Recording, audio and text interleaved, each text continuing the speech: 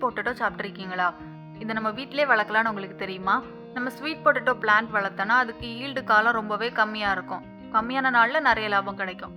இதுக்கு நமக்கு கொஞ்சம் விஷயம் தெரிஞ்சுக்கிட்டா போதும். சக்கரவள்ளி கிழங்கு செடி பொதுவாக 100 முதல் 22 நாட்களில் கிழங்கு தரும். இதுக்கு 2 முறையில் நம்ம இந்த கிழங்கு செடியை வளர்க்க முடியும். கிழங்கு துண்டாக்கி மண்ணில் வச்சு வளர்க்கலாம். இல்லைனா நட்டு வச்சிருக்கக்கூடிய அந்த செடியில் உள்ள கொடியை மட்டும் துண்டா வெட்டி நம்ம நடலாம். கொடி மெத்தடில் இந்த செடி ரொம்பவே பரவி வளரக்கூடிய ஒரு செடி. சரியான பராமரிப்பு இல்லைன்னா கிழங்கு ரொம்பவே கம்மியாக தான் கிடைக்கும். இந்த செடியை நம்ம முக்கியமாக கவனிக்க வேண்டியது, இது ஒரு கொடி செடி, அதனால இது பரவி தான் வளரும். இதுக்கு மெயின் ரூட்டை தவிர சைடு ரூட்ல நிறைய பிரான்ச்சஸ் ரூட்டை கீழே போடும். ஆனால் நம்மளுக்கு மெயின் ரூட்ல தான் கிழங்கு வரும். இப்படி சைட் பிரான்ச் போட்டு வேற வேற இடத்துல ரூட் இருக்கனால எல்லா நியூட்ரிஷனும் செடியை எடுத்துக்கும். நமக்கு கிழங்குக்கு நம்மளுக்கு போதுமான சைஸ்ல கிடைக்காது. இதுக்காக நம்ம என்ன பண்ணலாம் அப்படின்னா, சைடில் போகக்கூடிய பிரான்ச்சஸை நம்ம கட் பண்ணி விடலாம். இல்லைனா அதுக்காக நம்ம ஆர்கானிக் ஸ்ப்ரே எல்லாம் இருக்கு, நீங்க ஸ்ப்ரே பண்ணா கூட அப்படி சைட் பிரான்ச்சஸ் வராம இருக்கும். சக்கரவள்ளி கிழங்கு நம்ம வளர்க்கறதுக்கு ரொம்ப கம்மியான அளவு வாட்டர் போதும். அடிக்கடி தண்ணி ஊத்துனா கிழங்கு அழுகிடும்.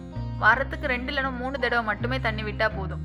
சாயில் கொஞ்சம் ஈரமா இருந்தா போதும், ரொம்ப வெள்ளை மாதிரி தண்ணி இருக்கணும் அப்படின்னு இல்லை. சக்கரவள்ளி கிழங்குல விட்டமின் ஏ, சி நிறைஞ்சிருக்கு. இம்யூனிட்டி அதிகமா இருக்கு.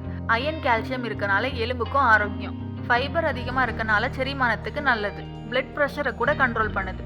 சக்கரவள்ளி கிழங்கு நம்ம வீட்டில் சுலபமாக வளர்க்கலாம். இது நம்ம உடலுக்கு அற்புதமான பலனை தரும். இந்த வீடியோ உங்களுக்கு யூஸ்ஃபுல்லாக இருந்துச்சுன்னா மறக்காம கமெண்ட் பண்ணுங்க. இந்த மாதிரி வீடியோஸ் வேணா மறக்காம சப்ஸ்கிரைப் பண்ணிடுங்க. நெக்ஸ்ட் வீடியோவில் பார்க்கலாம்.